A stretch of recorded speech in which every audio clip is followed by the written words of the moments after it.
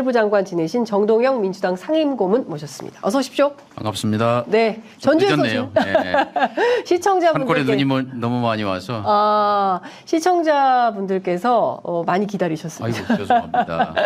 예, 하여튼 뭐 저기 전주에서 지금 오시는 길이신 거예요? 순창에 네. 섬진강가에 집을 하나 조그맣게 지어서 네, 순창에 예. 한 달 전부터 거기 내려가 살고 있어요. 아 그렇구나. 네.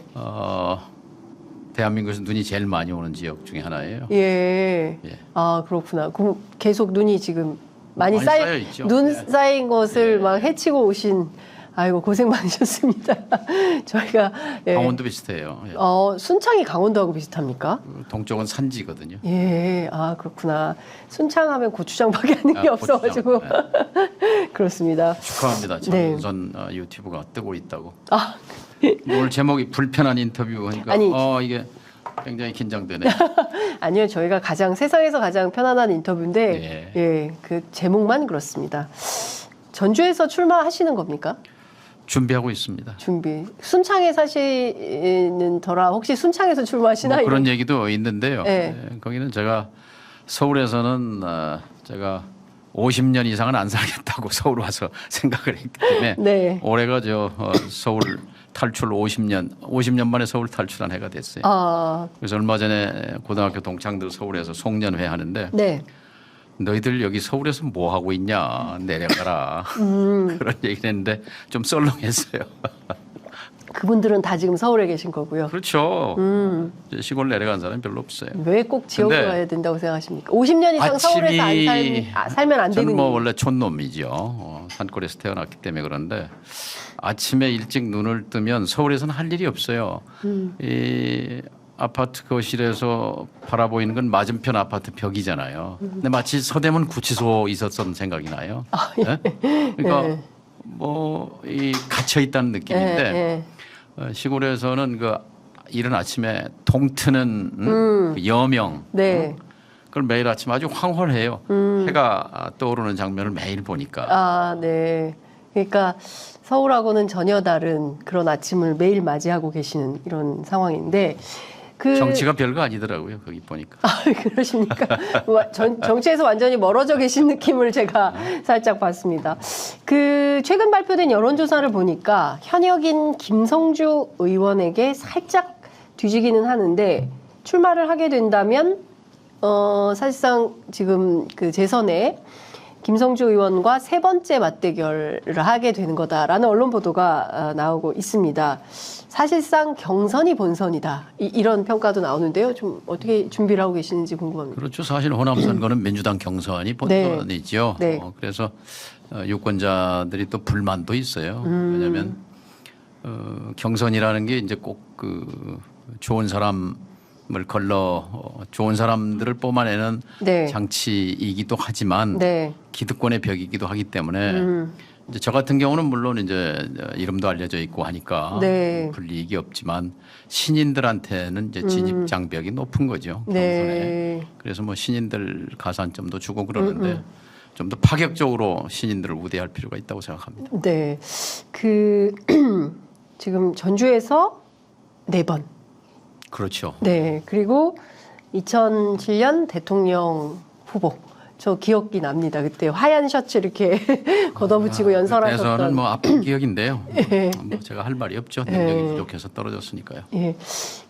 민주당 내부에서는 이른바 이제 뭐 박지원 전 원장, 그다음에 천정배 전 장관, 그리고 또 우리 고모님 포함해서 올드보이의 귀환이다라고 규정짓고 비판하는 언론 보도도 상당히 많이 있습니다. 그런 보도는 좀 보셨습니까? 예, 보고 있죠. 현실이죠. 그런데 이제 사실 정치라는 게 이제 프레임 전쟁이라고 그러잖아요. 프레임을 씌우는 거. 근데 이건 잘못된 프레임입니다. 왜냐하면 정치라는 건 나이로 하는 게 아니고 노선으로 하는 겁니다. 정체성으로 하는 거고. 민주당이 지금 제대로 못 싸우고 있는 것은 노선과 정체성으로 무장한 코어 그룹이 약하기 때문에 그래요. 저는 DJ 때 정치를 시작했는데 그 숫자가 지금의 절반도 안 됐습니다. 그런데 정국을 끌고 갔거든요. 그리고 하나하나가 다 당당한 투사였어요. 그러니까 지금 전라북도든 광주든 전남이든 거기서 불만은 뭐냐면 네. 이 말도 안 되는 정권, 상식을 벗어난 이 변칙 정권에 대해서 네. 고개를 빳빳이 들고 김건희고 윤석열이고 제대로 맞붙어 싸우는 정치인이 호남에 없다. 이런 얘기예요. 네. 그러니까 오비, 올드보이를 얘기를 하려면 그렇게 맞서서 싸우는 사람이 얘기하면은 뭐 저분들 들어오면 전력이 약화된다. 네. 이러면 설득력이 있죠. 예. 근데 자기들은 제대로 못 싸우면서 사실 그런 점에서는 정동영만큼 잘 싸울 수 있는 사람도 별로 없다고 생각하고 예. 또 박지원 의원 같은 전투력을 가진 분도 흔치 않다고 생각합니다. 예. 천정배 전 장관은 내년 총선에 불출마 선언을 하셨네요. 그러니까 뭐 어쨌든 지금 상황에서는 뭐 박지원 전 원장이라든가 아니면 그 정동영 상임고문께서 더 적극적으로 싸워야 된다라고 보시는 건데 지금 민주당이 제대로 못 싸우는 이유가 노선과 정체성이 제대로 안 서서 그렇다 이런 말씀 주셨어요. 특히 이제 윤석열 김건희 여사 예. 그 싸우는 선봉에 네. 서게 되면 박수 받을 거잖아요. 예. 부사로. 왜 안 설까요? 왜 안 싸우는지 저도 아마 압수수색의 효과 아닐까 싶습니다. 중간만 따라가면 되는데 굳이 내가 모난돌이 돼서 정을 맞을 필요가 있겠는가. 예. 뭐 그런 보신주의, 기회주의 뭐 이런 것이 만연한 것 아닌가. 민주당 싶습니다. 안에. 그렇죠. 예, 이것은 뭐 통상 국민의힘 안에 기회주의 뭐 DNA가 있다라고 하는데 이 또한 민주당 안에도 있는 것 같다. 기득권은 기본적으로 기회주의와 손잡게 돼 있습니다. 네. 왜냐하면 그걸 지켜야 되니까. 네. 그래서 굳이 찬바람 부는 벌판에 나가는 것보다는 네. 그 기득권에 안주하는 것이 훨씬 편하죠. 네. 그런 점에서 이제 국민들 불만이 쌓이는 거죠.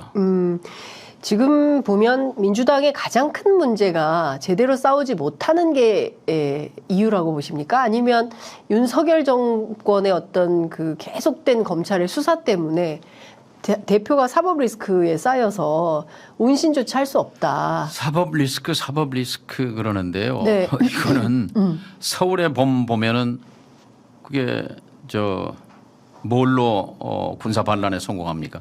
수사권이잖아요. 수사권. 네. 수사권 가지고 네.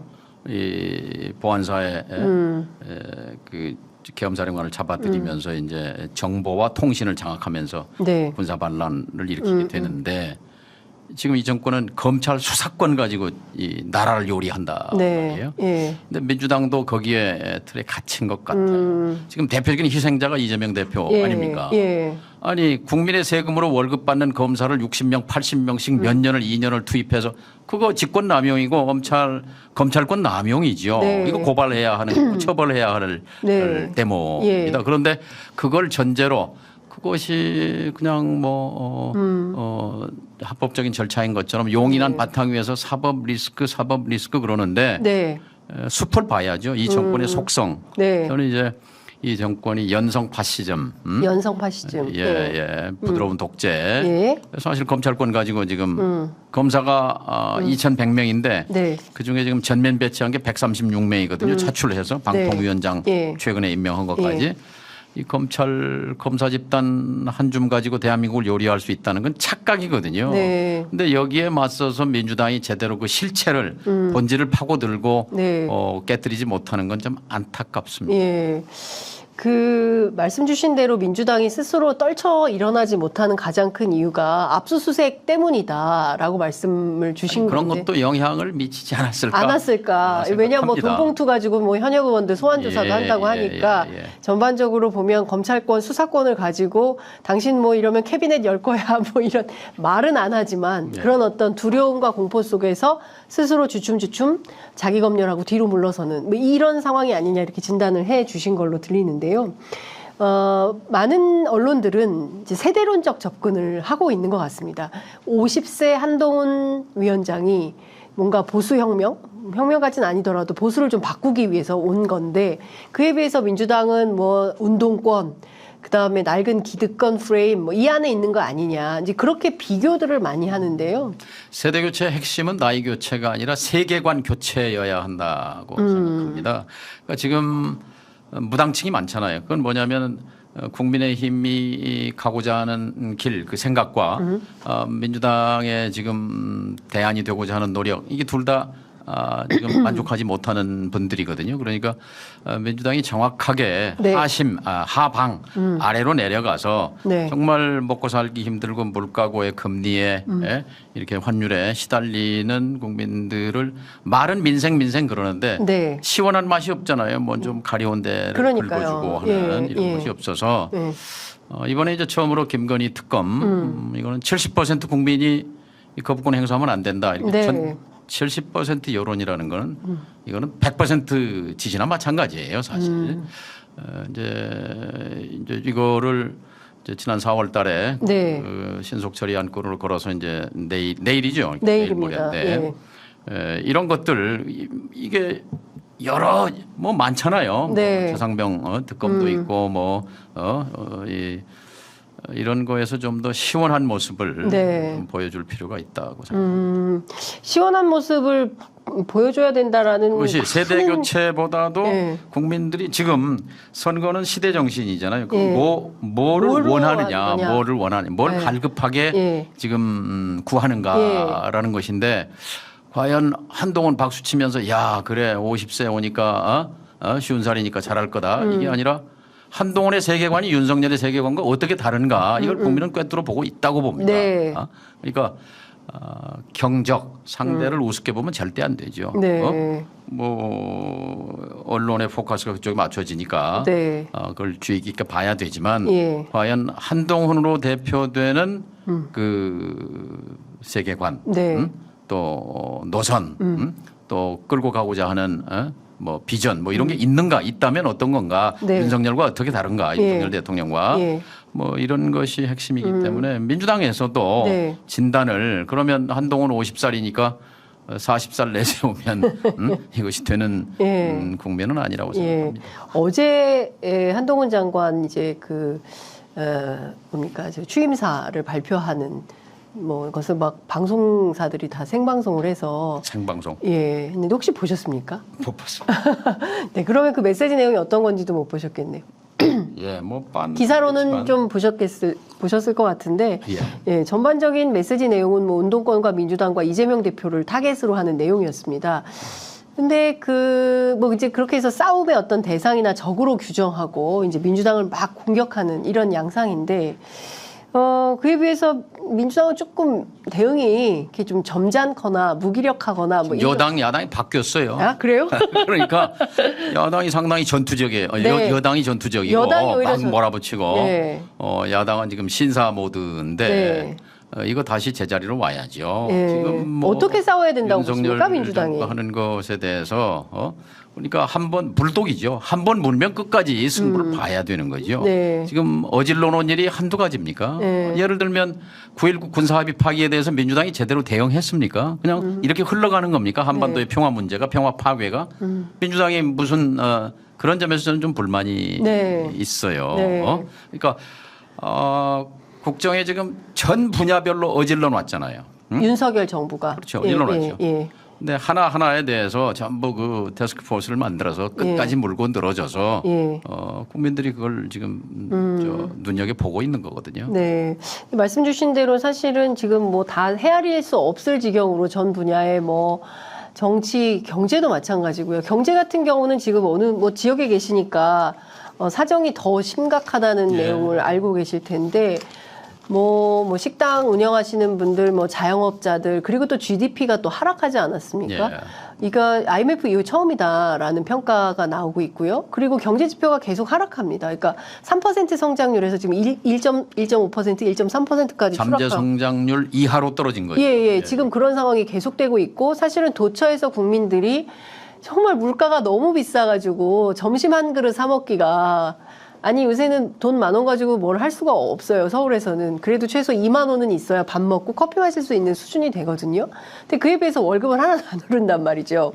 그러니까 이게 살 수가 없는 지경인데 그 문제에 대해서 여든 야든 뭔가 비전을 안 보여준다. 이런 답답증이 있는 게 사실입니다. 말씀대로입니다. 지금 우리는 그동안 쭉 그 해마다 네. 어쨌든 살림살이가 나아지리라는 기대를 갖고 살아왔는데 지금 네. 이제 기대가 막힌 국면이거든요. 네.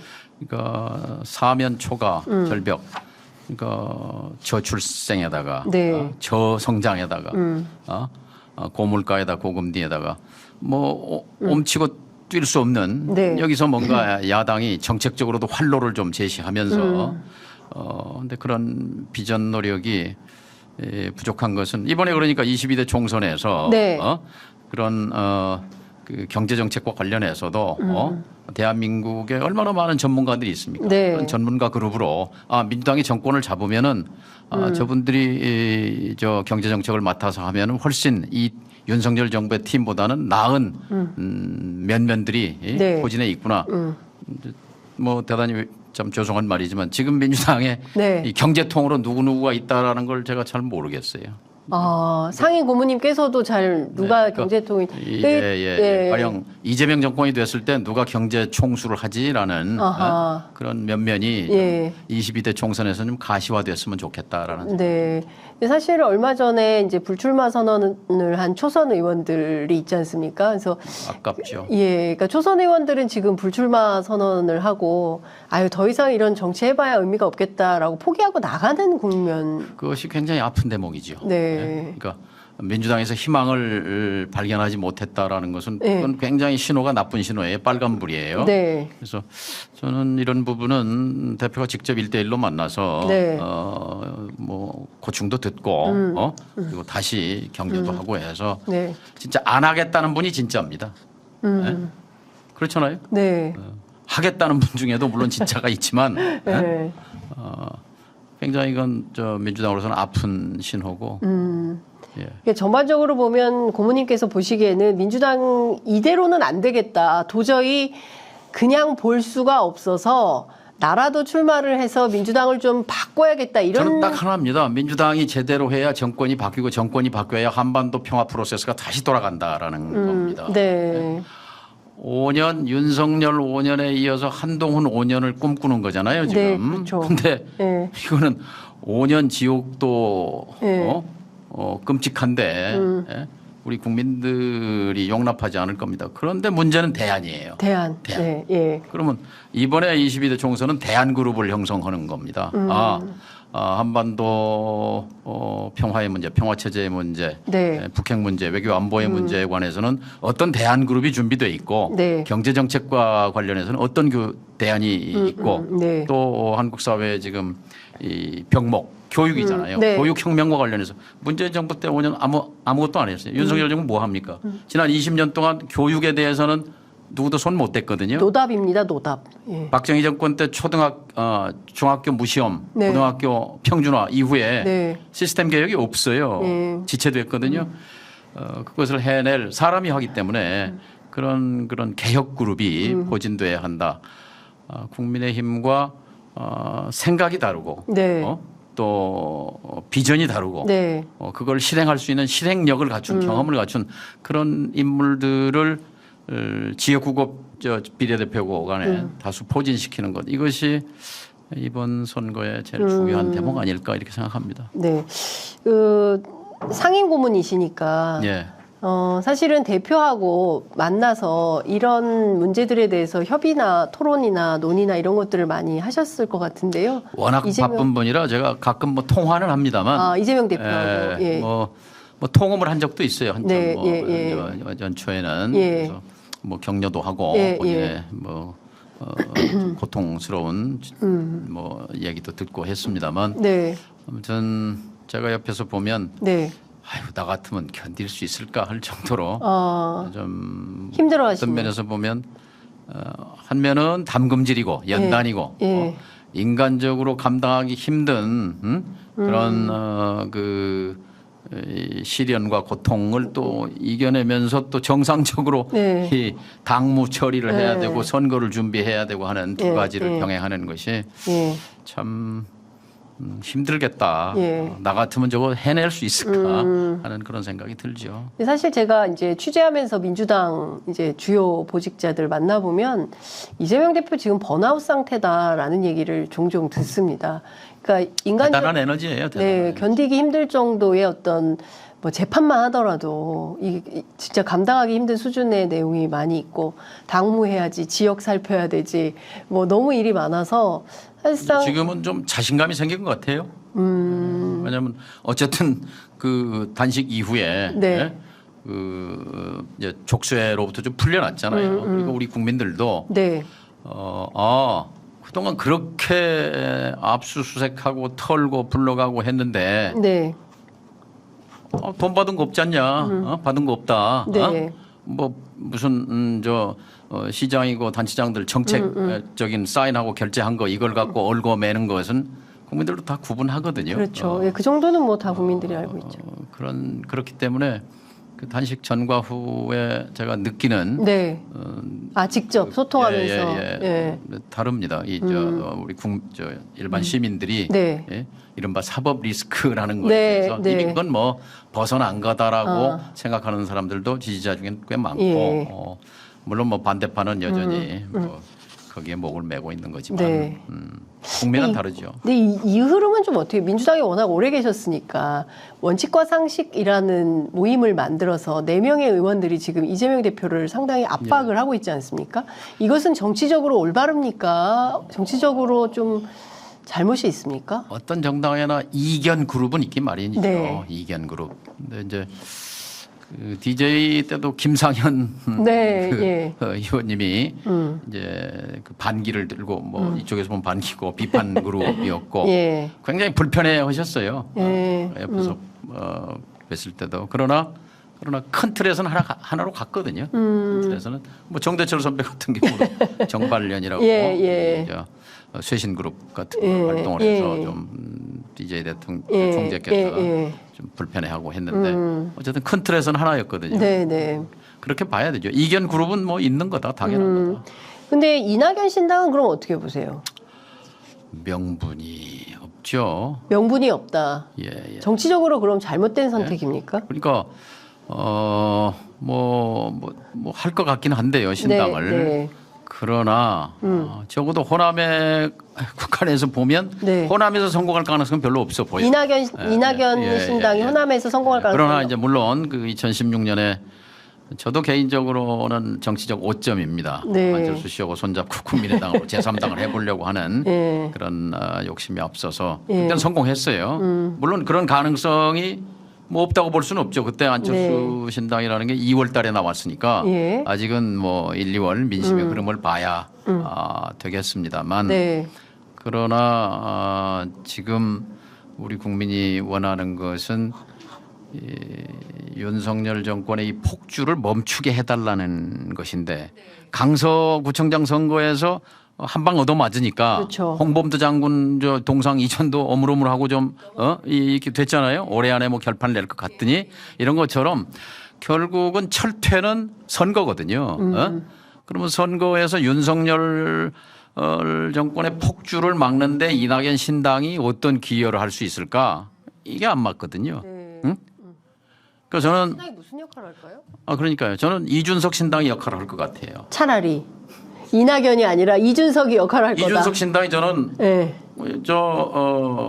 윤석열 정권에 대해서 제대로 견제하는 역할을 할 수도 있겠다. 커지면 덩치가 커지면 그러면 제가 쭉 얘기하는 게 어쨌든 목표가 그냥 저의 개인적인 희망으로는 윤석열 정권의 폭주를 멈추게 하는 건 윤석열 정당이 100석 미만으로 떨어지면 국정 전환은 180도 된다. 100석 이하로 떨어지면. 100석 이하로 떨어지면 이제 목줄을 그렇죠. 야권 연합이 잡게 되는 거니까.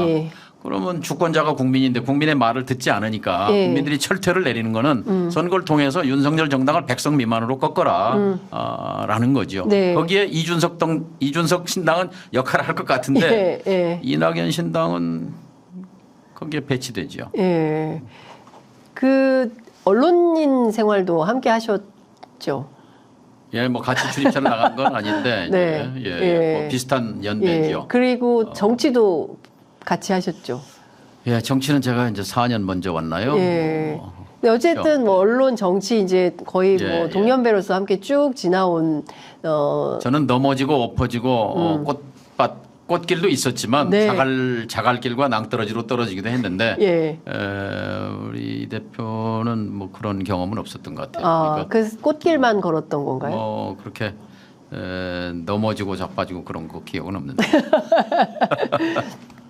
그러면 이낙연 전 대표는 지금 이재명 대표더러 그만두라고 하고 있습니다. 당신 그만두고 통합비대위 윤석열 대통령이 말하는 거하고 똑같지요. 윤석열 정권이 말하는 거와. 그럼 그러니까 이낙연 대표는 수순이 틀렸어요. 네, 수순이 틀렸어요. 윤석열 정권과 맞싸우는 모습을 보이고 제대로 김건희 윤석열을 들이치는 그런 투사의 면모를 보인 다음에 이재명 대표에 대해서도 얘기를 하면 조금 설득력이 있을 수 있어요. 근데 제가 들어보기로 지금 이 정권과 싸운 뭐 기억이 없는데요. 그러니까 대선 지고 그다음에 경선에서 지고 그다음에 유학 갔다가 와서 이재명 비판부터 시작을 한 셈이죠. 그러니까 당내 비판은 하시는데 이 정권과 맞서 싸울 의지는 없는 것 아닌가. 그래서 김민석 의원 같은 분이 사쿠라 노선이다 이렇게 얘기한 걸까요? 이제 뭐 사쿠라는 용어를 자극적으로 쓰는 거면서 우리 정치의 품질을 자꾸 낮추게 되기 때문에 그런 표현은 옳지 않다. 그렇게 말하고 싶지는 않고요. 하여튼 이 대표에 대해서 비판하려면 그 전에 더 세게 윤석열, 김건희를 비판하라 그 얘기를 하고 싶습니다. 이게 정상이 아니잖아요. 나라가 정상이 아니죠. 그러니까 하루아침에 막 있던 프로그램이 없어지고 당신 내일부터 나오지 마 이제 이런 언론 환경이 돼버려가지고 진짜 좀 황당한 이런 거. 작가들 같은 경우는 하루아침에 일자리를 전부 막 잃어버렸어요. 이런 일들이 서울의 벌어지고. 범 영화 보셨죠? 네, 봤습니다. 그러니까 서울의 범 거기에 이제 그 12.12 그날 밤에 맨 먼저 장악한 게 방송사입니다. 제가 그때 MBC 기자였는데요. 12시 되니까 79년 12월 12일 날 육군 대위가 중대병력 끌고 들어왔어요. 그 MBC 접수했어요. MBC를 접수했어요. KBS, MBC 다 방송을 틀어주어야. 그러고 뭘 했습니까? 군인들이. 그리고 이제 군인들이 방송했습니까? 시청에다가 검열단 만들어서 다 기사 쓰면 가서 검열 받았죠. 지금 준 검열 상태 비슷하게 지금 윤석열 정권의 언론 이 상황 아닌가, 언론 장악 상황 아닌가. 그런데 그 노태우 같은 군사정부지만 직선제로 뽑힌 노태우 정부가 그렇게 말했어요. 방송에 대해서 또 언론에 대해서 언론은 장악할 수도 없고 장악해서도 안 되고 장악할 뜻도 없다 이렇게 말했는데 그게 얘기 보수 정부예요. 이동관 위원장이 했던 말 아닌가요? 아니 노태우 정부 때 노태우 정부 때 나왔던 얘기인데. 그걸 이동관 위원장이 다시 했어요.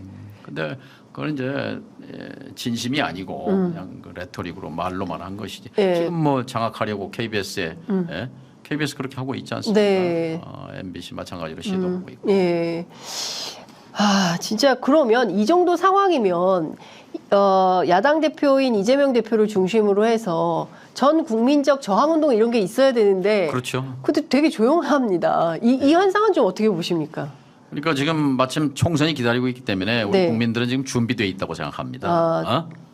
벼르고 있는 거예요. 분노가 쌓이고 있거든요.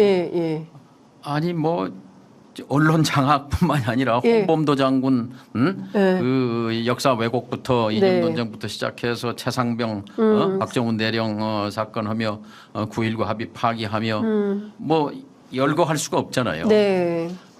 국민들만 지금 분통이 터지는데 그러면 심판하려면 그 도구가 있어야 되잖아요.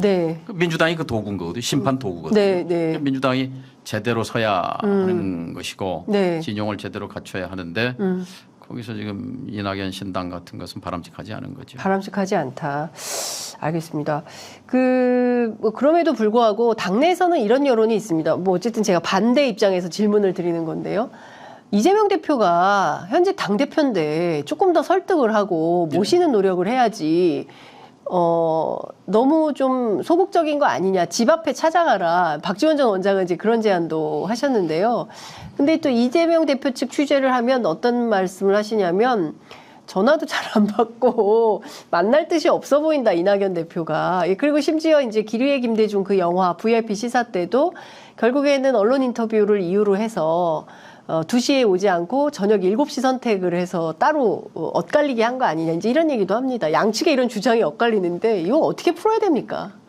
예, 그러니까 이제 이 대표 스타일은 그렇게 뭐라고 할까요? 그냥 이 사람마다 스타일이 있잖아요. 네. 그냥 술 마시고 사람들이 여건 야건 가리지 않고 친한 사람 반대 사람 가리지 않고 어울리는 그런 성격이 있는가 하면 네. 또 자기가 싫은 사람하고는 별로 또 잘 섞이지 않고 네. 또 등등 여러 타입 성격이 있는데 네. 이재명 대표도 그렇게 청탁을 가리지 않고 이런 스타일은 아닌 것 같아요. 아, 그래요. 예. 그래서 그 스타일의 문제는 아니고 결국은 이 국면의 엄중함과 왜 정치를 하는가 하는 근본적인 질문. 이제 결국은 노선으로 수렴되는 거죠. 네. 민주당은 지금 이제 이재명과 정치는 못해도 국민의힘에 가서는 정치할 수 있는 사람들이 있단 말이에요. 민주당 안 해요? 이제 이상민 씨 같은 경우는 탈당해서 그렇잖아요. 예를 들면 그래서 사실 전투력이 나오지 않는 거거든요. 네. 그러니까 이제 호남을 예로 들면 호남이 아니라 그분들이 영남 같으면 다 국민의힘 할 분들이 꽤 있단 말이죠. 네. 그러니까 국민의힘에 가도 무방한데 고향이 호남이라 영남에서 민주당을 하는 분들의 그런 노선과 정체성을 닮아야 되는 거죠.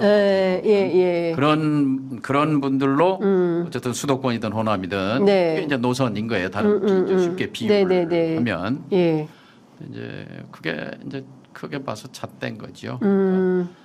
이낙연 스타일, 이재명 스타일 그것도 두 분 다 이렇게 청탁을 가리지 않고 이제 옛날 스타일 이런 게 아닌 그런 것도 있지만 좀 지금 국면의 엄중성과 지금 어떻게 해야 하는가 그것이 기본이라고 생각합니다. 예컨대 이낙연 전 대표가 신당을 차려서 나가면 이낙연 신당도 민주당 입장에서는 심판 대상입니까? 싸워야 될 대상입니까?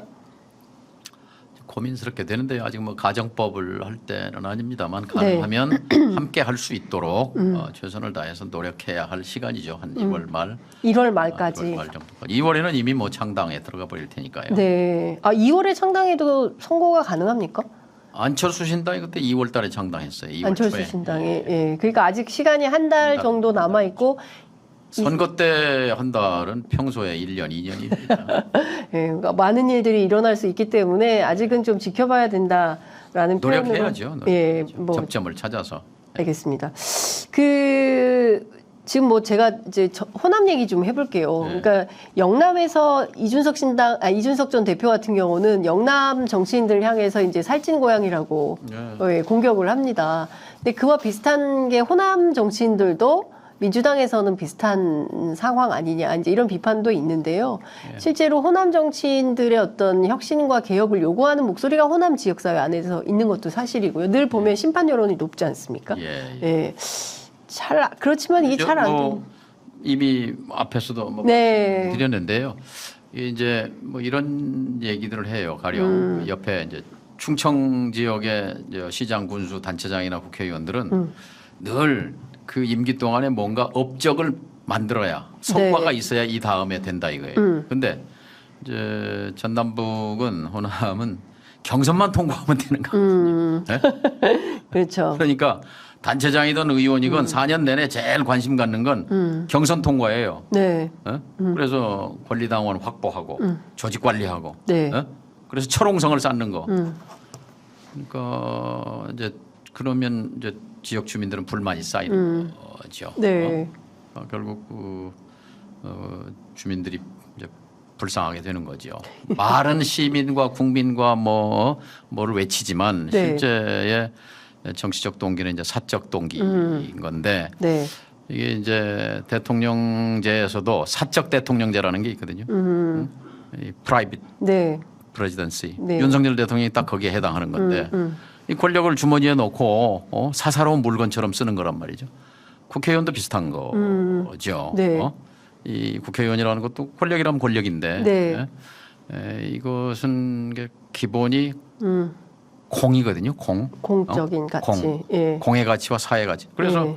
공직자윤리법에도 선출된 공직자는 공직을 이용하여 사익을 추구하여서는 아니 된다라고 네. 못을 박았는데 실제 그런가? 그러니까 그건 공무원들에게도 해당되는 것이고 선출직 의원들에게도 네. 과연 공을 위해서 헌신하고 있는 건가? 지금의 네. 공에서 제일 큰 가치는 뭐예요? 이 정권의 폭주를 저지하는 거거든요. 거기에 헌신하고 있는가? 근데 지금 어쨌든 지금 윤석열 폭주를 막기 위해서 이번 총선 꼭 출마해야겠다 이런 판단을 하시는 겁니까? 아니면은 이번 총선에 내가 꼭 도전해야 되겠다라고 판단은 어떤 저는 두 각별한 마음입니다. 이유가? 두 가지 저는 마음이다. 내키지 않는 게 있어요, 솔직히. 네, 저는 네. 많은 기회를 가졌고, 네. 아까 오비 얘기도 네, 네. 말씀했지만 예. 스스로 국회에 가서 뭘 4년 더 해야 되겠다는 그런 욕망보다는 네. 정권이 바뀌어야 되는데 라는 네. 어떻게 가능한 한 빨리 이 정권을 종식시켰으면 좋겠다. 종식이 안 되면 강제로라도 방향을 전환시켜야 되겠다. 네. 그리고 3년 반 뒤에는 반드시 정권을 바꿔야 되겠다. 정권을 바꿔서 반드시 개성공단을 열어젖혀야 되겠다. 네. 이런 사명의식이 있습니다. 이겁니다. 네. 그러니까 문재인 정부 5년에 너무 안타까워요. 개성공단 정도는 열 수 있었거든요. 그럼 왜 국면이 못했다고 달라. 그러세요? 문재인 정부 5년 제가 증인이잖아요. 네, 개성공단. 뭐냐면 제가 그때 출입 기자 아닙니까? 그 하이라이트 중에 아주 중요한 순간 중에 하나가 백두산입니다. 김정은 위원장과 둘이 올라가 손 맞잡았잖아요. 네. 그때 제일 경악한 충격을 받은 지도자가 두 사람이 있습니다. 하나는 바이든이고 하나는 시진핑입니다. 네. 미국과 중국이 제일 놀랐거든요. 이제 미국과 중국의 손아귀를 벗어나서 네. 남북이 손잡고 뭘 밀어붙일 모양이다라고 놀랬거든요. 네. 근데 아무 일도 일어나지 않았어요. 사실 그때 내려와서 네. 개성공단 문제부터 여러 가지 방법론은 있습니다. 네. 근데 그걸 하지 못한 게 두고 아마 문 대통령도 지금 후회하고 있다고 생각하는데요. 네. 근데 개성공단 제가 2004년에 2005년에 열 때 네. 미국의 반대 엄청났습니다. 그러나 그거 돌파하고 열어젖히고 10년 동안 가동했지 않습니까? 네.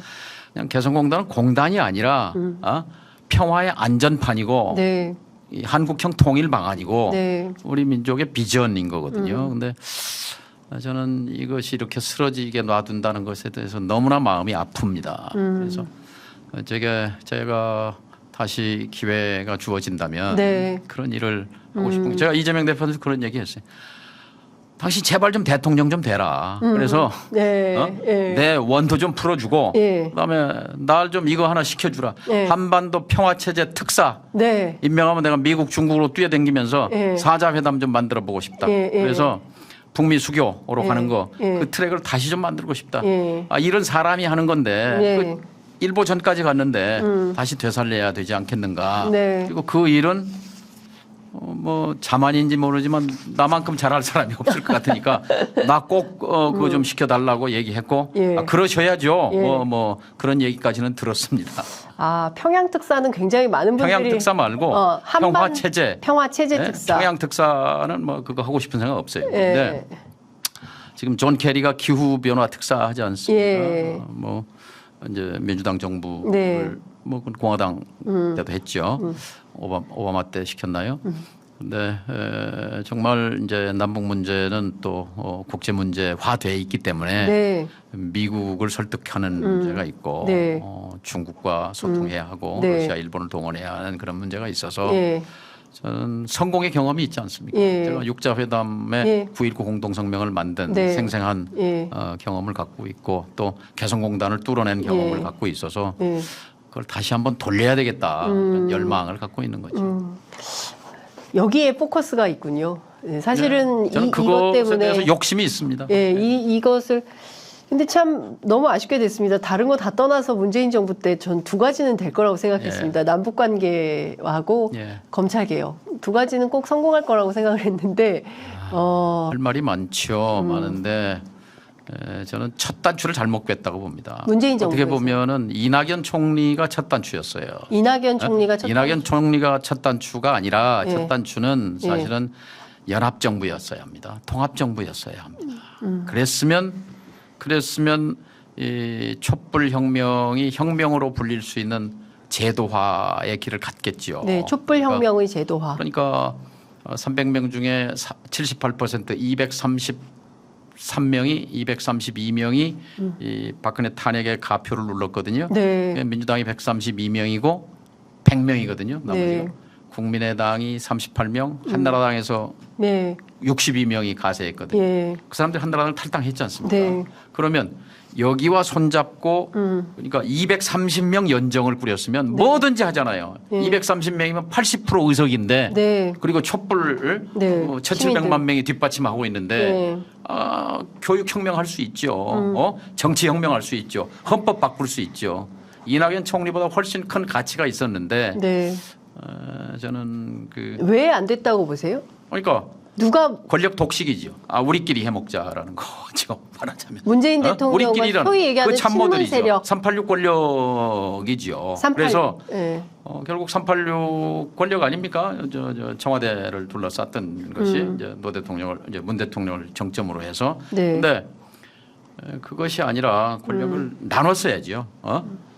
독식이 아니라 네. 나눠 먹자로 해서 연합정부, 통합정부로 가서 예. 촛불을 혁명으로 승화시키는 제도 개혁으로 갔으면 60이 아니라 7공화국으로 들어갔죠. 네. 7공화국으로 들어갔으면 예. 문재인 대통령은 역사적인 업적을 이룬 대통령이 됐을 터인데 네. 그 첫 단추를 잘못 깼다고 생각합니다. 그러면 여기서부터 다시 시작해야 된다고 보시는 겁니까?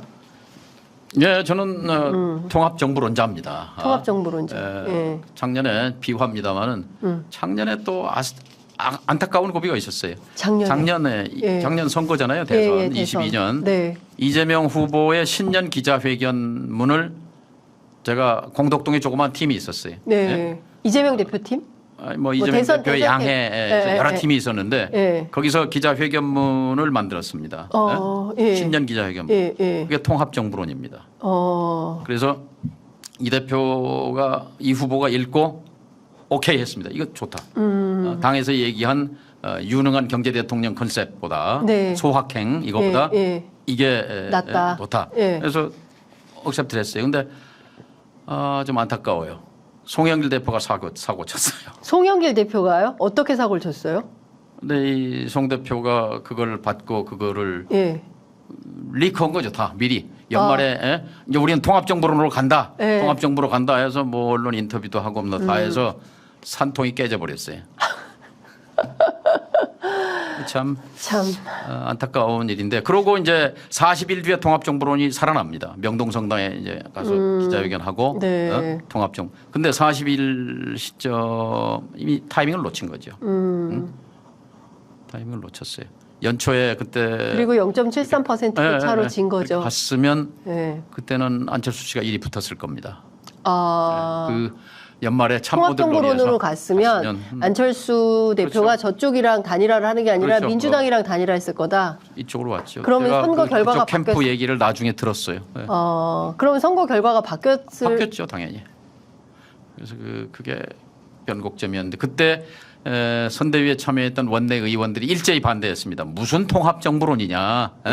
이것도 독식하자는 거죠. 우리가 지금 10% 앞서고 밀고 가면 정권 잡는 건데 네. 무슨 이 권력을 나눌 필요가 있냐? 민주당에서는 왜 이렇게 나누면 커지는 게 권력이에요. 그러니까요. 네. 연합 정치로 승리할 그러니까 생각을 문재인의 실패는 2017년이죠. 17년 대통령 되면서 네. 232명을 묶어내는 통합정부, 연합정부로 못 간 것이 예. 저는 성공 못한 요인이고 네. 이재명 정부 출범의 암초가 됐던 것은 작년 1월 신년 기자회견을 그때 통합정부론으로 가지 못하고 40일 뒤에 통합정부론으로 갔다는 것이 지체되면서 안타깝죠. 참.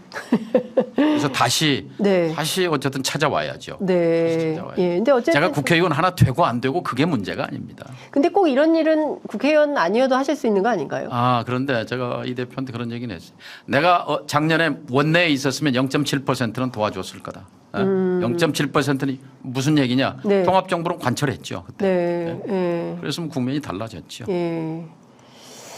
어쨌든 지금 상황에서 보면 참 아쉬운 역사적 장면이 그냥 후루룩 넘어간 상황인데 이게 다 그 통합정부론에 대해서는 제일 큰 지지를 보낸 사람이 김종인 박사입니다. 네? 어머나. 김종인 위원장이 통합정부론에 대해서 이거 맞다 이렇게 가야 된다 이렇게 주장을 했다는 거죠. 그 전적으로 동의했죠. 그래서 비화입니다만은 예. 김종인 박사가 예. 작년 대선에 예. 물론 누구를 찍었느냐랑 저는 확실히 알아요. 이재명 대표 찍었어요? 아니 저는 알아요. 왜 하냐? 네. 이재명 대표, 김종인 위원장 이재명 찍었다. 야 이거 단독이 와 이런 단독이. 아니, 예. 저는 확실해요. 200% 확신하는 거 갖고 있어요. 그리고 그럼 이 김종인 위원장이 윤석열 안 찍었다. 그렇죠. 네. 그렇죠. 200% 확신한다. 이 통합정부로는 예. 김종인 박사하고 교감 속에서 예. 나온 겁니다. 야 오늘 진짜 소름 끼치는 비화, 예, 충격 비화. 그래서 김 박사가 네. 무릎을 쳤어요. 만일 7공화국으로 간다면, 간다면 내가 역할을 할 하겠다. 명분이 있다. 그래서 김 박사가 안철수를 불렀습니다. 안철수. 만났어요. 예. 2월 달입니다. 2020년 2월 초. 예. 예? 단일화하기 한 달 전쯤이네. 그죠? 그렇죠. 3월 달에 했으니까. 그렇죠. 나중엔 뭐 다 비화가 나오겠지만 네. 그 통합정부론 네. 김종인 박사 역할. 네. 김종인 박사는 이 헌법 체제를 바꾸고 싶어 했어요. 예. 선거 체제. 예. 그러니까 밤낮 이게 무슨 국민의힘 양당이 나눠 먹기식으로 할 것이 아니라 좀 다양한 세력들이 국회로 들어가서 좀 다양한 정치 발전을 이룰 수 있는 그런 제도를 그렇죠. 만들어야 되는 역할이 있는 거 아닙니까, 사실은. 그러니까 이게 개헌부터 시작이 되어야 되고요. 쓰레기 종량제 한다고 그럴 때 미국도 못하는 제도를 우리가 성공시킬 수 있겠느냐 그런데 쓰레기 종량제 뭐 멋지게 그렇죠. 잘 하잖아요. 맞습니다. 그리고 쓰레기 분량이 30% 줄었습니다. 예. 그런 것처럼 미국, 중국 여태 도랑을 파면 물은 도랑으로 그렇게 돼 있어요. 예. 그게 제도입니다. 네. 제도를 만들면 제도를 따라서 행동하게 되거든요. 그렇죠. 그러면 지금 정치가 싸움, 진영 대결, 극심한 갈등 아닙니까? 네. 그럼 이거를 합의제 민주주의로 바꾸면 됩니다. 다당제로 가고 권력을 분산하고 합의제 민주주의로 이것이 김종인 박사의 꿈이거든요. 네. 저도 그 제자입니다. 그런 면에서 생각을 공유하니까요. 그래서 그걸 갖고 묶어서 안철수 후보를 묶어보려고 한 거죠. 그래서 거의 될 뻔했는데 무슨 연유인지 저리 가버렸습니다. 무슨 될 뻔했어요. 연유인지. 무슨 연유일까요? 뭐 협박인지 아니면 돈인지 뭐 여러 가지 뭐 주장이 가능합니다만 돈이요? 작년에 사실 저는 어떻게든지 뭐 저와 안철수 후보는 애증이 있습니다만 그걸 어떻게든지 다시 왜냐하면 불안하잖아요. 윤석열 정권이 될 수도 있는데 이걸 막기 위해서는 안철수 후보와의 협력이 필수적이다라고 봤고 이재명 후보가 동의했습니다. 동의했어요. 이재명 대표가 동의를 했죠. 저는 그래서 수시로 김종인 박사와 만났고 그리고 김 박사가 또 안철수 후보를 설득했고 그런 과정이 있었어요. 야, 진짜 그러니까 여러분 어디서도 들을 수 없는 안철수 지난 대선의 의원이 지금 어디가 있습니까? 국민의힘가 있습니다. 지금 어느 좌표가 어디가 있는 거예요? 그러니까요. 본인은 지금 해피합니까? 정말 정치인에게는 역사를 바꿀 수 있는 그런 역사적 순간, 별의 순간이 한 번씩 있는데 그게 작년에 안철수 후보가 이재명 후보와 합작을 했더라면 우리 역사가 바뀔 수 있었어요. 지금 안철수 의원은 아무 말도 아무 일도 하지 않으면 아무 말도 하지 않으면 아무 일도 일어나지 않는다 수준에 갇혀 있죠. 그 좋은 기회를 본인이 기회인 줄도 모르고 그냥 지나쳤는데요. 네, 다시 그런 기회가 우리 정치에 올까요? 어쨌든 우리가 노력해서 저는 합법적으로 이 정권을 빨리 끝내는 것이 국민의 이익이라고 생각합니다. 합법적으로 이 정권을 빨리 끝내는 방법. 경제적으로도 그렇죠. 네. 경제 정책뿐만이 아니라 뭐 외교도 그렇지 무슨 예. 쓸데없는 이념 논쟁도 그렇지 9.19 파기도 그렇지 네. 남북 평화는 어디 갔는지 네. 그리고 지금 NSC 위원장을 저 안보실장을 2번씩이나 바꿨는데 웅크리고 있잖아요. 예. 차장으로. 그렇죠. 어? 예. 김태효 차장. 지금 완전히 대통령의 머릿속을 지배하는 사람 아닙니까? 참 불행한 일이에요. 이런 정권을 어쨌든 합법적으로 빨리 종식시키든지 네. 예? 그게 안 되면 적어도 예. 강제로라도 방향 전환을 시키도록 하려면 예. 이번 총선에서 국민은 준비되어 있습니다. 예. 근데 민주당이 지금 덜 준비되어 있는 거예요. 네, 네. 자, 그러면 합법적으로 이 정권을 종식시키는 방법. 종식시키는 방법은 100석 미만으로 떨어뜨리는 거예요. 국민의힘을 100석 미만으로. 100석 미만으로 떨어지면 언제라도 네. 이미 그리고 이 재료는 그 빌미는 이미 제공했어요. 그 너무 대통령이. 많죠. 예? 예. 그러니까 최상병 사건만 그렇죠. 하더라도 그렇고. 박근혜 전 대통령에게 적용했던 직권남용죄에 딱 떨어지는 게 박정훈 대령 네. 그 외압 아닙니까? 그렇습니다. 예. 대통령이 국방부 장관에게 예. 이런 걸로 사단장을 자르면 어떤 놈이 사단장 해먹겠나라는 그 뉘앙스의 명백한 네. 뭐 정황 증거는 차고 넘치는 거고 네. 특검하면 금방 드러날 수 예. 있는 그런 거죠. 그건 예. 뭐 딱 나와 있어요 헌법에 예. 탄핵 사유로. 그렇죠. 그렇기 때문에 예. 100석 미만으로 되면은 그 뭐 목덜미 잡히는 거죠. 예. 그러면 이 전략으로 가야 되는 건데 앞서 이제 그 민주당 이재명 대표 정무실장 맡고 있는 김영진 의원이 와서 인터뷰를 하고 갔는데 민주당의 전략은 과반 151석 전략. 과반이면 성공하는 거죠. 이라고 얘기를 합니다. 민주당 과반에다가 연합정치로 100석 미만을 떨어뜨려야 된다는 게 지금 상임 고문님 말씀이신 것 같은데. 민주당은 과반하면 성공하는 거고 네. 이제 욕심 같아서는 예. 윤석열 정당이 100석 미만으로 떨어지면 합법적으로 국민의 뜻에 따라서는 언제든지 이 정권을 끝낼 수 있는 거다. 네. 국민의 지금 분노는 그 지경에 와 있다라고 생각합니다. 예. 그러면 민주당이 좀 목표치를 수정해서 좀 아니, 목표치가 아니고 그거는 이제 다른 당이 이준석 다른 당이 당이, 좀 이준석 잘 해주고 저 진보 정당들도 좀 잘 해주고 뭐 예. 이렇게 해서 그건 뭐 민주당의 영역은 아니죠. 아니다. 민주당은 민주당 나름대로 예. 뭐 과반수 확보를 위해서 노력하고. 네. 자, 그럼 그런 점에서 지금 선거제도와 관련해서 여러 논의가 안 끝나요. 뭐 병리평으로 회귀한다, 권역별 비례대표제다, 연동형이다, 아니다, 준연동형 그냥 가야 된다. 뭐 위성정당은 어떻게 할 거냐. 지금 한 달이 넘었습니다. 이 논의를 한 지가. 결론이 안 나요. 요즘 뭐 비례연합정당 얘기도 나옵니다. 맞습니다. 예, 예. 이것도 역시 첫 단추가 잘못된 거거든요. 비례연합정당도. 저는 이제 이 연동형 비례제 론자입니다. 원조입니다. 제가 네, 원조. 그래서 15년 전부터 비례대표제 포럼 만들어 가지고 활동해 예, 왔고 예. 그리고 지난 20대 국회에서 준연동형, 네. 연동형 같지도 않은 준연동형 비례제 되는 그 시동을 부싯돌을 제가 민주평화당 당 대표가 된 날 문재인 대통령이 축하 전화했을 때 협조를 부탁했을 때 100% 다 도와드립니다. 근데 한 가지만 약속하십시오. 연동형 비례합시다. 당신 약속 아닙니까? 네. 노무현 대통령이 저 자서전에다가 내가 대통령 하는 것보다도 선거제 바꾸는 것이 더 중요하다는 것을 퇴임 후에 깨달았다고 했지 않습니까? 근데 같이 좀 본인들은 합시다. 권역별 비례제라고 주장을 아니 합니다. 권역별이 어쨌든 뭐 네. 연동형이 연동형. 권역별이 아니고 예. 그때 문재인 대통령이 동의를 했어요. 지지합니다. 문재인 대통령도 그럼요. 연동. 예. 그래서 제가 대통령 발언을 소개하면서 언론에 그게 대서특필되고 예. 연동형 비례제가 불이 붙은 거고 한 네. 달 뒤에 제가 또 이해찬 대표를 설득했습니다. 네. 평양에서 예. 그 그때 평양에 같이 평양에 가셨을 때, 네. 예. 이정미, 이해찬 예. 평양 회동을 통해서 예. 그때 문재인 대통령이 평양 시민 15만 명 앞에서 네, 연설했습니다. 예.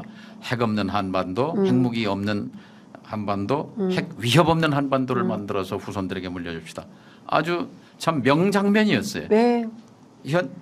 진짜 텔레비로 뭉클했습니다. 보고도 감동하는데 현장에서 그 전율이었어요. 그때 현장에 계셨던 그렇죠. 거죠. 바로 뒤에서 내가 이해찬 대표한테 예. 오늘 저녁에 술 한잔 합시다. 술 한잔 하자. 예. 그래서 이정미 셋 해서 네. 자 한반도의 운명이 역사가 한 챕터가 넘어가는데 우리가 현장에 있었다. 네. 자 우리 국내 정치도 바꾸자. 이렇게 쟁투의 정치로 가면 되겠는가? 네. 연동형 비례 합시다. 예. 다당제 정치로 넘어가자. 네. 했더니 뭐 그때 이제 소주 몇 병 먹으면서 이해찬 대표 그랬어요. 연동형 받으면 우리가 정확히 20석 손해 본다. 20석 날라가죠. 민주당이. 비례 못 받으니까 왜냐하면 지역에서 네. 다 차버리니까 그렇죠. 비례를 못 네. 받으니까. 그런데 하자 그랬어요. 이해찬 대표도. 그죠. 네. 그 동의를 했어요. 그래서 내가 이건 평양 합의야, 평양 선언이야 하고 예. 그래서 사실은 논의가 굴러간 거예요. 손학규 대표 합류하고 뭐 이렇게 나중에 단식하고 그러면서 제가 이제 증인, 뭐 당사자입니다. 근데 이제 결국 뭐 아주 우습게 위성정당으로 이제 막을 내리는데 어떻게 이런 합의를 해놓고 위성정당으로 결론을 낼 수가 있습니까? 안타까운데요. 그래서 저도 이제 선거에 실패도 했고 저렇게 됐기 때문에 아이고 뭐 씨앗은 뿌려졌으니까 언젠가는 꽃이 피리라 뭐 내 역할은 여기까지다 하고 이제 접었는데요. 그러나 이제 지금 연동형은 저는 그 방향이 맞다고 보는데 네. 현실적으로 민주당이 이제 준연동형으로 가면 위성정당 안 따라갈 방법이 없단 말이에요. 그런 고민이 있는 거죠. 네. 왜냐하면 뭐 비례를 한나라당, 국민의힘은 위성정당까지 해서 그렇죠. 1, 2당이 바뀌어버리는 거니까. 맞습니다. 예. 그런 고민이 있는 것이 현실이란 말이에요. 네. 그래서 제가 첫 단추가 잘못 껴졌다는 것은 연동형에서 어쨌든 이 300석을 400석으로 비례를 100석 늘리면서 국민들이 싫어하기 때문에 대신 의원들의 여기에 들어가는 비용은 10년 동안 동결하고 네. 국민들이 싫어하는 거는 돈 늘어나고 네. 의원 늘어나는 거 아니에요? 특권 맞습니다. 줄이고 비용 줄이고 예. 이걸 해서 국민들에게 정면 돌파를 했어야 한다고 생각하는데 그러니까 지금 그래도 어쨌든 뭐 김기현 대표는 뭐 10% 줄여야 된다 뭐 이런 주장을 하면서 이제 아주 수준 낮은 영합주의이고요. 정치인이라면 욕먹더라도 미래를 봐야죠. 뭐 잘 욕먹을 결심은 잘 안 하시는 것 같아요. 하여튼 지금 상황에서는 이제 비례연합신당을 만약에 연동형으로 결정이 된다면 지금 상태에서 병립형으로 돌아가지 않으면 연동형 비례제를 해야 되는데 작은 차이를 넘어서면 할 수 있죠. 말하자면 풀을 만드는 거죠. 네. 그러니까 앞순위에 이제 진보정당들 배려하고 민주당이 또 추천해서 들어가고 해서 민주당 포함해서 비례연합신당을 해야 된다. 뭐 그런 주장이 나오는 것 같은데 뭐 일리 있는 주장이라고 생각합니다. 앞쪽에는 그럼 소수정당 배려하고 민주당이 후순위를 뭐 받고 그런 대안을 논의해 볼 필요가 있고 또 하나는 이제 만일 병립형으로 회귀한다면 1대1로 이제 붙는 거란 말이죠. 붙는 건데 그러면 이제 국민들께 양해를 구해야죠. 사실은 연동형을 제대로 하겠습니다. 하려면 의원 증원하고 특권과 비용은 동결하고 줄이고 그리고 22대 국회에서 정말 초반에 제대로 추진하겠습니다 하고 뭐 욕을 먹겠지만 그렇게 하고 정면 돌파하는 수가 있고. 이재명 대표가 어떤 선택을 할까요? 사실은 단식 때 제가 약속을 했기 때문에 연동형 비례 이재명 대표 단식할 때 연동형 비례제 약속하셨어요? 아니 그때 이제 제가 뭐 위로하러 갔을 때 그 얘기를 꺼냈는데 역시 이제 그런 어려움 일당이 뒤집힌다는 뭐 충분히 대표로서는 고민할 수 있죠. 이 상황에서 일당을 놓치면 안 국민의힘한테 일당을 준다는 거는 그거는 말이 안 되죠. 있을 수 없죠. 그래서 뭐 멋지게 지면 무슨 소용인가 그 말이 그 말인데 그 말이 그 말인 것 같습니다. 거기서 끝나면 안 되고 좀 더 구체적인 계획 보관을 얘기해야 되죠. 그리고 첫 단추가 잘못됐다는 걸 분명히 짚어야 되고. 그러니까 분명한 사실은 이재명 대표가 이 전선에 제일 앞에 서서 이 판을 좀 주도하는. 얼마 전에 백낙청 선생님을 뵀는데 백 선생님이 그 얘기를 하더라고요. 오늘 놀랐어요. 완전히 실명이 엄청 나옵니다. 이 뭐냐면 연동형으로 이제 정치 개혁을 해야 된다고 생각하는데 이 대표의 고충을 들어보니 이해가 되더라. 일당을 주면 안 된다 이거죠. 그러면서 첫 단추가 잘못 꿰졌다. 400석으로 가면서 갔어야 되는데 이렇게 해서 어설픈 준연동형이 됐는데 이거 정면 돌파하는 수밖에 없다고.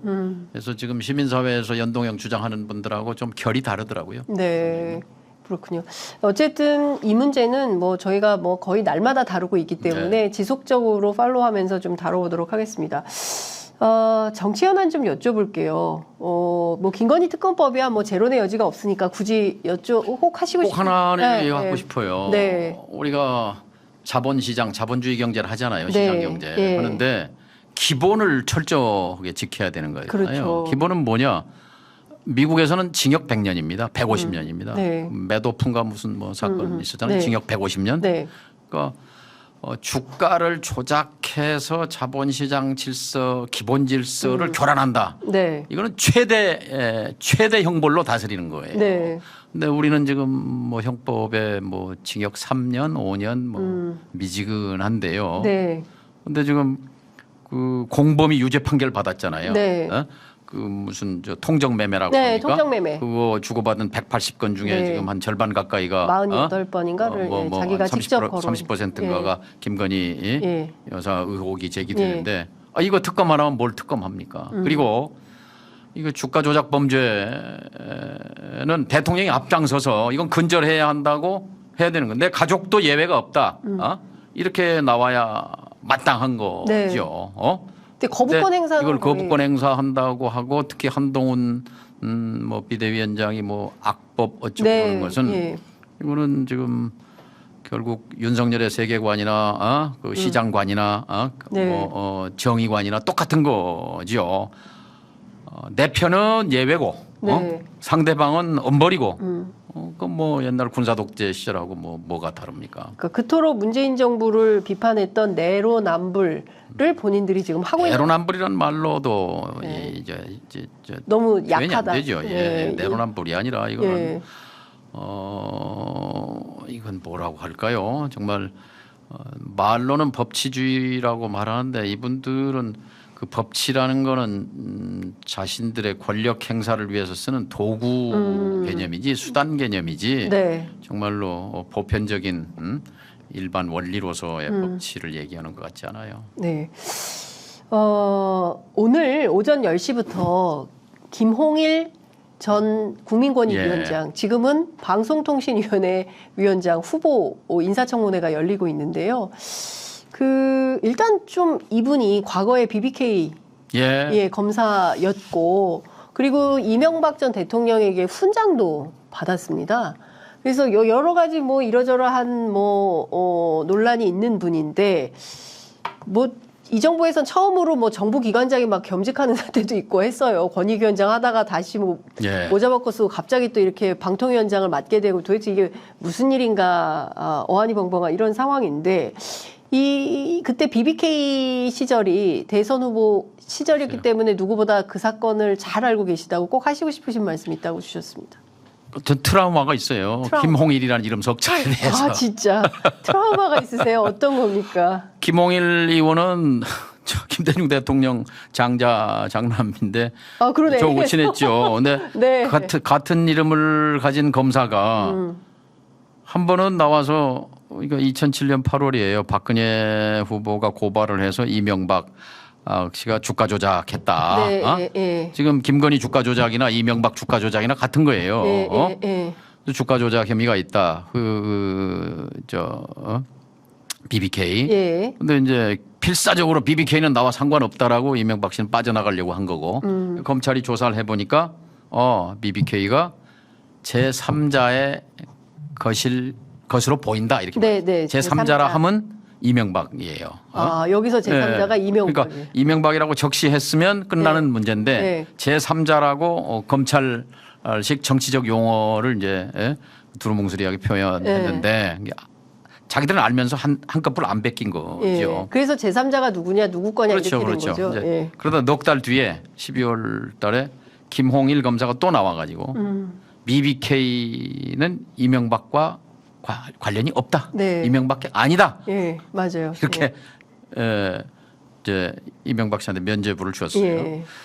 이명박 씨 거다라는 증거는 차고 넘쳤어요. 근데 그거를 인정하고 기소되는 순간 대통령 후보 자격은 박탈됩니다. 근데 그랬는데 그로부터 10년 뒤, 11년 뒤에 BBK는 이명박 거다. 그래서 징역 22년 아닙니까? 주가 조작. 다른 뭐 혐의도 있지만 그러면 이게 참 이 대한민국의 2007년 이후에 17년의 역사가 김홍일 검사의 손에서 놀아난 거예요. 제3자 것이다. 이명박게 아니다. 또 이명박 거다. 징역 20년 뭐 참 우리나라의 법치가 이렇게 굴러가는 거구나. 서글픔도 있고 네. 이걸 바로 세워야 한다는 그런 또 분노도 있습니다. 그러니까 그때 이제 문제가 됐던 게 BBK는 누구 거냐, 다스는 누구 거냐, 뭐 이게 두 가지였는데 오늘의 한동훈 그 비대위원장이 2018년 4월 당시에 서울중앙지검 3차장 검사이던 시절에 한동훈 위원장이 그때 검사 시절에 했던 말이 이명박 전 대통령이 주식회사 다스의 실소유주란 사실을 확인했습니다. 라고 그런데 해줍니다. 한동훈 검사가 만일 저 2007년에 네. 김홍일 검사의 위치였다면 과연 네. 그거를 했겠는가? 그게 리트머스 시험지라고 그렇습니다. 생각합니다. 말씀 주신 대로 2007년 12월 당시에 김홍일 똑같습니다. 서울중앙지검 3차장 검사는 어떤 얘기를 했냐면 그 자금의 흐름을 면밀하게 추적하는 등 제기되는 의혹을 규명하기 위해서 노력했으나 다스가 이명박 후보의 소유란 증거를 발견하지 못했습니다. 예. 이게 이제 정치검사의 명언인데요. 그렇습니다. 역사에 남는 궤변이죠. 네. 결국 그렇게 해서 한국 정치를 농락한 겁니다. 그분이 이제 방송통신위원장이 돼가지고 MBC, KBS 종편 케이블을 다 주무르겠다는 네. 이 윤석열 정권이 도대체 제정신이 있는 건지 싶습니다. 그 인사청문회를 오늘 하지만 부적격 판정을 국회에서 내릴 것이고 그럼에도 불구하고 방송통신위원장의 대통령이 임명할 가능성이 높습니다. 지금까지 뭐 인사청문회 다 부적격 내려도 그냥 다 임명장 줘버리는 이런 상황인데 어찌보자면 검찰의 무소불위의 통치가 계속 이어지고 그렇죠. 있는데 좀 이게 브레이크가 전혀 안 걸립니다. 이게 제도에 브레이크는 결국 국회가 가진 권능을 행사해야 합니다. 네. 그래서 이 방통위원장 취임하고 이제 조치를 취할 거잖아요. 네. 지금 뭐 방통위원 뭐 한 사람 자기 편하고 둘이 하는 건데 네. 아마 뭐 첫 번째 이제 행정 행위를 뭐든지 할 거 아니에요. 네. 다 이게 그 상식에 반하는 일방적일 건데 네. 그 법리 위반이면 바로 이동관 탄핵하려고 했던 거 김홍일 탄핵으로 가야 한다고 생각합니다. 네, 민주당이 이동관 했듯이 똑같이 김홍일에 대해서도 탄핵을 그렇죠. 밟아야 된다. 예, 그럴 수밖에 없다. 왜냐하면 합의제 행정기관을 독임제 행정기관처럼 운영하는 것 그 자체가 범법 행위에 해당하기 때문에 그래서 민주당 너무 주저할 필요 없어요. 권한을 가지고 제대로 행사하는 걸 뭐. 그러니까요. 민주당이 조금 용기가 부족한가요? 왜 민주당이 조금 더 현장이나 아니 그냥 저희 같은 그냥 평범한 기자들이 보기에도 아니 조금 더 과감할 필요 있어요. 그러니까요. 좀 더 과감하게 현장에도 적극적으로 결합을 하고 뭐 아픈 현장 다니면서 그럼요. 연대하고 있다. 정치가 살아 있다. 보여주고 현장에 답이 있거든요. 그렇습니다. 예, 현장에 잘 안 가는. 그리고 현장에 가서 들어주면 그거 자체가 그분들에게는 큰 힘이죠. 그렇습니다. 절반은 해결되는 거예요. 아니 예를 들어서 이태원 참사 특별법만 하더라도 그 가족분들이 이 엄동설안에 오체 투지했습니다. 그거 없어요. 민주당 의원들 하나도. 말만 합니다. 이태원 참사 특별법 국회 안에서 반드시 처리돼야 된다라고 말은 많이 하는데 그 유가족들이 이 오체 투지하는데 없어요. 연대하지 않습니다. 저는 민주당 국회의원들이 왜 굉장히 그 중요한 부분을 지적하셨어요. 여의도에 이제 몇 년 있다 보면 되게 그런 좀 잘못된 관념에 빠지게 되는데 현장은 현장, 여의도는 여의도. 그래서 이제 여의도 사람들의 문법에 익숙해지고 이제 자기들끼리의 잔치가 되는데. 현장과 결합해야죠. 그래서 저는 미움받는다고 생각합니다. 정치인들이 어려운 현장에 적극적으로 결합을 하고 연대하는 모습을 보여주면 왜 그 사람 안 찍겠어요. 그렇죠. 찍지 말라 그래도 찍어드리죠. 제가 전에 그 한진중공업의 그 희망버스 때 그때 이제 참 실망스러운 장면 하나가 민주당 내에서 제가 말하자면 정 선배는 정동영이는 이 국회의원이 왜 그런 데 가냐 그런 얘기를 후배들이 하는 거예요. 그리고 차라리 그럴 바에는 민노당 가서 하지 왜 민주당에서 하냐. 누가 그런 말 했습니까? 김 아무아무개를 포함해서 여러 사람이 노 아무아무개를 포함해서 저 사람이 당을 망치고 있다라고까지 그 참 절망적이었어요. 노영민 비서실장인가 갑자기 그런 의원들이 민주당이구나라는 거에서 참 절망스러웠는데요. 왜 현장과 결합하는 것이 민주당답지 않습니까? 저는 그거 깨야 한다고 생각합니다. 네. 아니 민주당이니까 현장 중산층과 서민의 정당 아닙니까? 그렇죠. 네. 중산층과 서민의 정당이 서민의 아픔을 가지 않으면 정치 한 10여 년 하고 대선 떨어진 뒤에 반성문 낸 게 그겁니다. 2008년 8월 8일 차로 반성문을 공개 반성문 쓴 게 정치를 10여 년 하면서 지금 느낀 게 땅에서 50cm쯤 떨어진 허공을 걸으면서 정치를 해왔구나 그걸 느낍니다. 땅에 발을 딛지 못하고 아래로 내려가겠습니다. 그게 이제 제 반성문이었는데요. 민주당이 집권하려면 다시 수권하려면 현장으로 가야 합니다. 네. 지금 언론이 많이 어렵고 기자들도 용기를 내야 돼요. 네, 정치뿐만 아니라 기자들도 용기를 내야 됩니다. 예.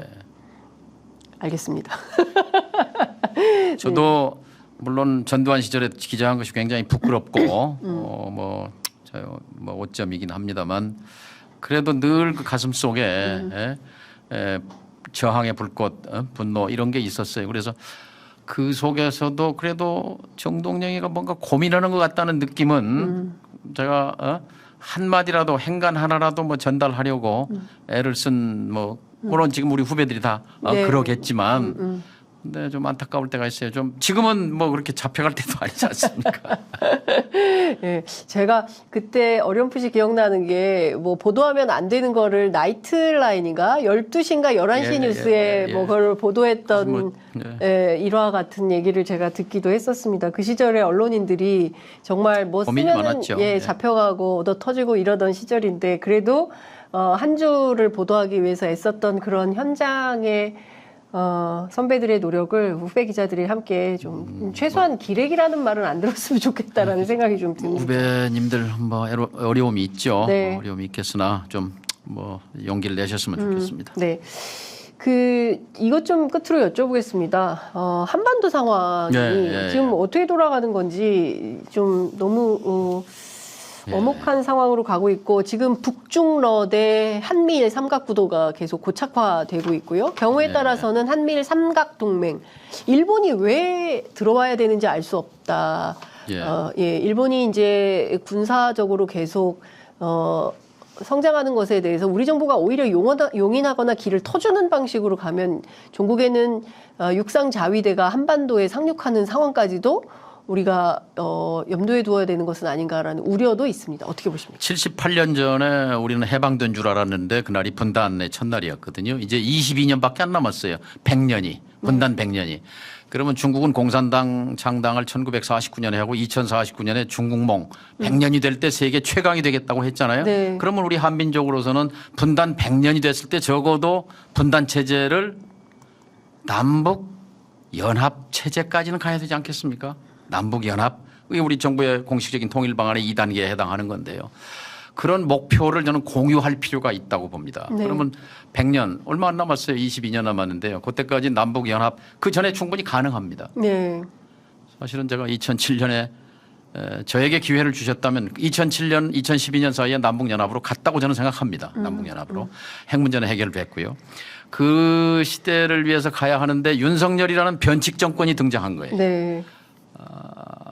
박근혜, 이명박 정권과는 또 성격이 다릅니다. 박근혜 정권은 이제 역사적 퇴행이고 평화의 퇴보고 한데 이거는 그 퇴행, 퇴보를 넘어서서 이거는 설명이 불가능한 돌연변이 변칙적 정권이란 말이죠. 근데 이 정권이 다시 또 정권 재창출을 도모한다? 있을 수 없는 일입니다. 이것을 저지하고 다시 민주정권으로 치우기 위해서 결국 이번 총선이 갈림길이죠. 갈림길이어서 제가 합법적으로 정권 종식을 앞당기거나 아니면 강제로라도 노선 전환을 해야 한다고 했는데 그 노선 전환에 중요한 것이 한반도의 외교, 안보, 남북 관계의 정책을 야당 정책을 강제할 수는 없지만 예. 그분들의 정책을 윤석열 정권의 노선을 중단시키고 바꾸게 할 수는 있는 거죠. 예. 방금 말씀하신 왜 일본의 자위대가 도와줘야 우리가 북한을 억제하는가? 그건 얘기가 되지 않아요. 예. 그러니까 일본이 식민지배 자체를 인정하지 않는 그런 조건 속에서 군사동맹은 불가능합니다. 그런데 이분들은 지금 한미일 준군사동맹을 이미 만들어 놨단 말이죠. 네. 한미일 협력은 필요합니다. 그러나 한미일 군사동맹은 아닙니다. 한미 동맹이면 되는 거고 미일 동맹이면 되는 거예요. 네. 그리고 우리가 필요한 것은 남북 간의 화해협력, 교류협력 그리고 남북연합국가로 가야 되는 것이 우리 국민의 공통분모입니다. 이게 네. 비전입니다. 예. 이걸 다시 살려내야 합니다. 이거 누가 살려냅니까? 민주당이 살려내야 합니다. 네. 그러기 위해서 저는 22대 총선에서 과반수 그리고 대승을 크게 이긴 다음에 그리고 적극적으로 야당 외교를 전개해야 합니다. 야당 외교. 야당 외교를 전개해야 합니다. 그래서 야당 특사단이 미국에 지금 24년 11월에 트럼프가 될지도 몰라요. 그럼 민주당 공화당 양당을 상대로 적어도 한반도의 문제를 이렇게 전략적 무시 방치 계속해서 이렇게 가는 것 이것이 궁극적으로는 미국의 이익에 부합하지 않는다라는 점을 적극 설득하고 한국의 역할론 우리가 야당이 정권 잡으면 우리는 다시 남북 화해협력 교류협력으로 갈 거고 남북연합을 추구할 거다. 한반도 비핵화를 추구할 거다. 그리고 중국과 함께 사자회담을 추동할 거다. 당신들 우리의 입장을 이해하고 지나치게 이 윤석열 정권을 상대로 한미일 삼각동맹 가는 거 우리는 한중 관계도 개선해야 하고 한일 관계도 우호적인 협력 관계를 갖고 가려고 한다라는 야당의 입장을 분명히 전해야 미국 사람들도 그 사람들 합리적인 설명을 하면은 이해는 합니다. 물론 자기들의 이해관계가 먼저지만. 근데 지금 상황을 놓고 보면 한반도 비핵화를 하기에는 그러나 포기할 수 없죠. 한반도 비핵화를 포기하고 무슨 대안을 찾습니까? 북한의 핵능력이 이미 고도화됐죠. 그러니까 문제를 풀기는 훨씬 더 어려워졌고 이제 푸는 기간이 길어졌지만 그러나 궁극적으로 가야 할 길은 한반도 비핵화로 설정하고 그래야 우리가 도덕적 우위에 서서 한반도의 평화 주도권을 행사해 갈 수 있는 겁니다. 그래서 지금 이제 북의 핵 전술핵도 탄두가 60개를 넘어갔고 ICBM도 완성했고 뭐 하니까 이미 그렇게 됐으니까 포기한다? 있을 수 없는 얘기죠. 물론 협상은 핵 동결론으로부터 시작할 수밖에 없어요. 핵 동결. 일단은 여기서 멈춰라 라는 거에서 시작하고 이제 그 다음 단계로 그러나 북도 기본적으로는 1차적인 본능은 생존이고 두 번째는 번영입니다. 그런데 생존은 몰라도 번영으로 가기 위해서는 핵 문제를 해결하지 않고는 번영으로 갈 수 없습니다. 그러니까 2018년 4.27에 판문점에서 김정은 위원장과 40분 동안 대화한 거에 핵심 키워드는 뭐냐. 김정은 위원장이 문재인 대통령에게 말한 우리도 베트남의 길을 가고 싶습니다. 그 말 지금도 저는 가슴 속에 묻혀 있지만 그거 끄집어내야 한다고 봅니다. 그러니까 지금 제가 통일부 출입하고 또 통일외교 관련해서 취재하면서 들었던 얘기 가운데 가장 가슴 아팠던 게 30년 전에 이제 동구가 무너지고 어쨌든 냉전이 허물어지면서 어쨌든 평화무드로 막 갈 때 우리는 중국하고 러시아하고 외교를 하면서 경제적으로 번영할 수 있는 어떤 기회가 있었던 반면 북한은 미국하고 일본하고 수교를 맺지 못했고 외교 우리가 방해했어요. 우리가요? 우리가 막았어요. 그러니까 단견입니다. 그때 도왔어야 합니다. 그때 미국을 설득하고 일본을 설득해서 북미 수교, 북일 수교로 갔어야죠. 그러니까 노태우 정부가 북방 정책은 참 큰 업적이지만 그러나 거기까지였어요. 한계가. 그러니까 우리가 한소 수교, 한중 수교로 가면서 북일 수교, 북미 수교까지. 김대중 김대중 후보가 40대 시절에 4대국 보장론 그 비전을 결여했던 거죠. 그때 놓쳤습니다. 그러니까 그때로부터 핵무기, 그러니까 93년 1차 북핵 위기가 터졌을 때부터 30년간 그냥 핵무기 개발하는 데만 모든 에너지를 여러 번 기회가 있었어요. 그걸 해결할 수 있는 기회가 있었는데 그 핵심은 이제 북미 수교였고 그것을 이끌어낼 수 있는 여러 번 기회. 불운도 겹쳤죠. 왜냐하면 2000년, 2007년, 2022년 세 번 다 이제 정권 교체인데 2000년은 저쪽에서 엘고어가 떨어지고 부시가 됐죠. 저 원리주의 정권, 근본주의를 북을 사탄이라고 하는 정권이 탄생한 바람에 어그러졌고 2007년은 정동영 떨어진 것이 또 이제 이명박 정부로 바뀌면서 이제 대북 적대시 정책으로 돌았죠. 2022년 윤석열 한국에서의 정권 교체 2번 놓친 거, 미국에서 2000년 정권 교체가 또 된 거. 이런 불운이 세 차례 겹치면서 분단 78년에 이르는 거죠. 2024년 새해에는 4월에 총선이 있고 11월에 미국 대선이 있습니다. 한반도 정세가 어떻게 요동칠 거라고 전망하십니까? 뭐 총선은 노력하면 여기서 이제 그 대외 정책을 수정을 요구할 수 있는 그런 힘이 좀 민주당에 생길 거고요. 그다음에 트럼프가 되는 것은 세계적으로 보면 재앙이죠. 재앙인데 한반도 문제로 좁혀서 보면 지금 자나깨나 김정은 위원장은 트럼프 되기를 고대하죠. 트럼프도 또 나하고 김정은 사이 좋다 이렇게 말하지 않습니까? 한반도 문제에서는 어떤 새로운 돌파구가 만들어질 수도 있다. 뭐 이렇게도 볼 수 있죠. 알겠습니다. 오늘 뭐 외교 안보, 그다음에 국내 정치, 그리고 과거에 있었던 비화까지 정말 다양한 말씀을 들을 수 있었던 것 같습니다. 뭐 이제 마무리를 좀 해야 되는 시간이어서요. 끝으로 꼭 하시고 싶으신 말씀 있으시면 한 말씀 듣고 마무리하겠습니다. 지금 이제 젊은 세대는 선진국 시민으로 태어났거든요. 우리는 후진국 국민으로 태어나서 개발도상국을 거쳐 선진국이 됐지만 이 젊은 세대의 자부심, 자긍심, 능력 이게 대한민국 정체성이거든요. 그래서 우리가 좀 더 당당했으면 좋겠습니다. 당당한 나라. 그리고 세상의 문제 중에 해결 못할 문제는 없어요. 우리가 직면한 문제는 우리가 그동안 지난 100년 동안 부딪혀왔던 근본 문제, 나라의 주권을 빼앗겼든지 군사 독재에 짓밟혔든지 이런 문제에 비하면 우리가 당면한 고물가, 고금리 또는 저출생 문제 이거 다 좋은 정책으로 해결할 수 있는 거거든요. 좋은 정치 세력이 필요한 거고. 그래서 다시 희망 만들기는 총선에서부터 시작돼야 된다. 총선은 역시 좋은 사람들로 포진한 민주당을 만드는 것이 중요하다 이렇게 생각합니다. 알겠습니다. 오늘 말씀 정말 잘 들었습니다. 저희가 너무 멀리 계셔서 자주 보시고 싶은데 어떨지 모르겠습니다. 오늘 감사합니다. 이렇게 또 충분히 말씀드릴 기회를 주셔서. 네, 고맙습니다. 말씀 잘 들었습니다. 감사합니다.